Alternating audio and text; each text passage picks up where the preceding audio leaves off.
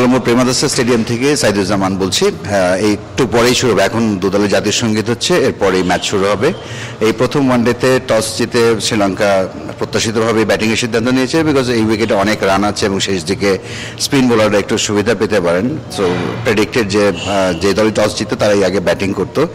বাংলাদেশের জন্য ইম্পর্টেন্ট হলো যে নতুন অধিনায়ক মেহেদী হাসান মিরাজের নেতৃত্বে বাংলাদেশ আজ যে একাদশ সাজিয়েছে সেখানে দুজনকে অভিষেক করানো হচ্ছে, পারভেজ ইমন টপ অর্ডার ব্যাটসম্যান এবং তানভীর ইসলাম বাঁহাতি স্পিনার। তানভীরের বিষয়টি পরিষ্কার, আমরা গতকালকেই জানিয়েছিলাম যে পেটে পীড়ার কারণে গতকাল অনুশীলনে আসতে পারেননি রিশাদ হোসেন, তার জায়গায় তানভীর খেলছেন এবং টপ অর্ডারে যেহেতু একটা স্লট খালি আছে সেখানে পারভেজ ইমন ব্যাটিং শুরু করবেন তানজিদ হাসান তামিমের সঙ্গে।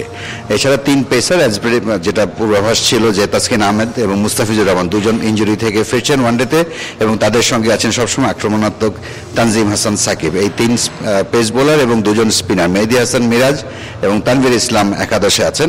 তবে নতুন অধিনায়কের জন্য বড় পরীক্ষা হতে পারে, যেহেতু এটা ব্যাটিং সহায়ক উইকেট, সেখানে শ্রীলঙ্কা যদি চড়াও হয় সেক্ষেত্রে সিক্স বোলিংয়ে ষষ্ঠ বোলিং অ্যাকশন একজন বোলার যদি খারাপ করেন তার জায়গায় বিকল্প বাংলাদেশ দলে নেই। আমার মনে হয় যে এটার জন্য কিছুটা সমস্যা হতে পারে। তবে গত দুদিন ধরে নেটে নাজমুল হোসেন শান্তকে অফ স্পিন করতে দেখা গেছে। লেটস সি অধিনায়ক তাকে বিকল্প হিসেবে ব্যবহার করেন কিনা যদি প্রয়োজন হয়। তো এই মুহূর্তে এই পর্যন্তই যে টস জিতেছে শ্রীলঙ্কা এবং জিতে তারা ব্যাটিং করছে।